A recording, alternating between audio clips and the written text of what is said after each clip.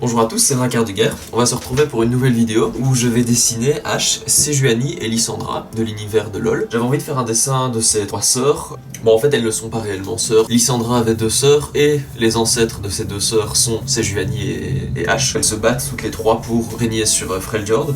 Je vais faire un dessin, j'ai pensé à, un concept avec Lysandra sur un trône ici sur le milieu et peut-être Ash au premier plan qui arrive.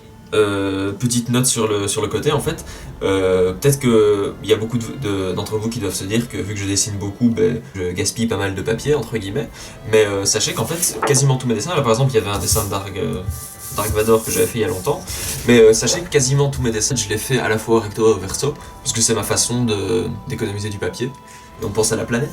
On va se lancer.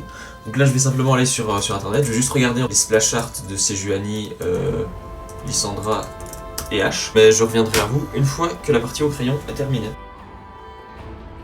Avant toute chose, je vais vous expliquer comment réaliser de la glace, un effet de glace pour quand vous dessinez. D'abord, pour les cristaux, vous allez faire des formes qui ont une même base et qui partent ensuite en pointe, en pic comme ça, ou même des formes un peu plus comme ça. Une fois que cela est fait, vous allez repasser à l'intérieur, vous allez faire le contour un peu plus large, donc là c'est pour ça que j'ai fait avec une grosse mine. Ensuite, pour l'intérieur, vous allez repasser et faire des formes géométriques.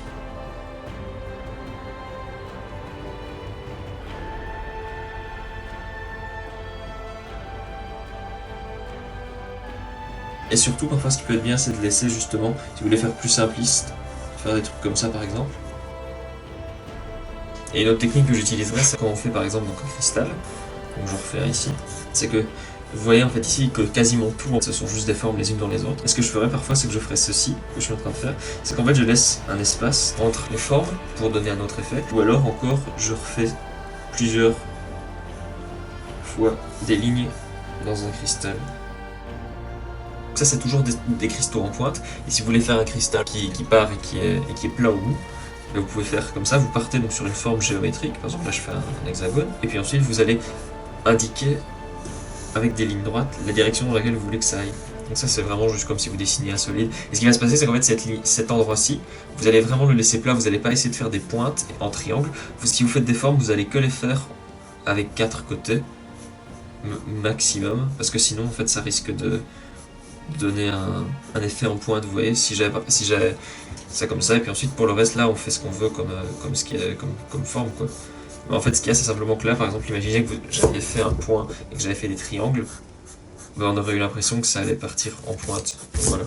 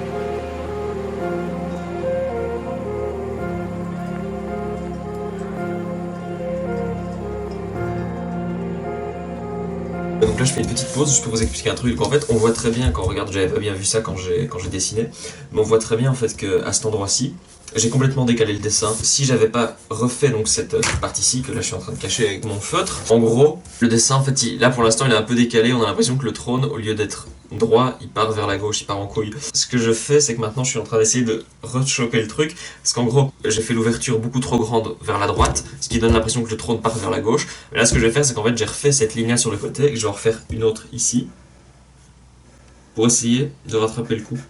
Je pense que ça devrait le faire, mais juste comme ça, je le note. Donc c'est un peu ce que vous pouvez faire quand vous ratez quelque chose dans un dessin, c'est de essayer de vous servir des traits que vous avez déjà fait pour essayer de rattraper le coup et redécaler la chose. Donc voilà.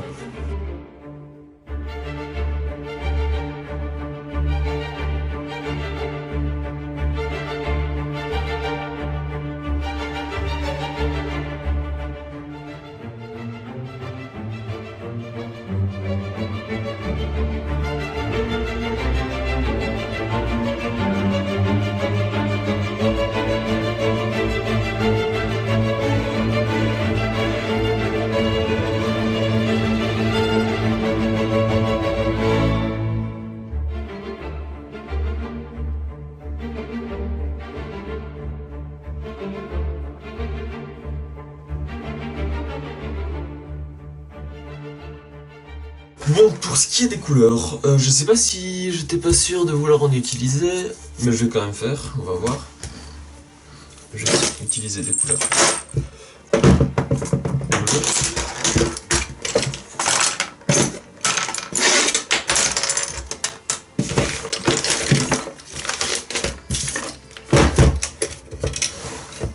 On sélectionne les crayons. Bleu, bleu, bleu, bleu. Jaune pour les trucs de hache. Bah oui. Bleu, encore du bleu. Je prends tous les crayons différents, comme ça après je choisirai ceux que je préfère. Et puis ensuite, important, il me faut un noir. Pour les ombres. Et je crois que je vais même mettre peut-être un peu de mauve dans le fond, pour donner un reflet. Et sans oublier, donc si on prend du mauve, il faut aussi prendre du rose avec. Pourquoi? Parce que le rose, ça va faire ressortir la couleur mauve. Ça va éclaircir le tout. Et évidemment, je vais tester mes couleurs d'abord.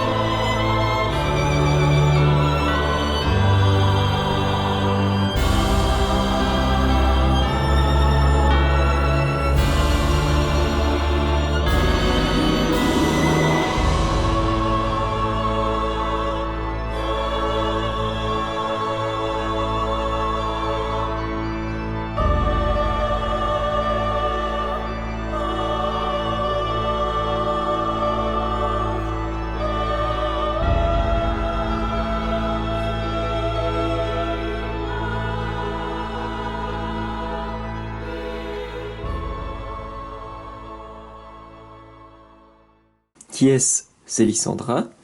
Qui est-ce? Oh, mais c'est H. Mais qui est la troisième personne? Eh bien, c'est Juanie.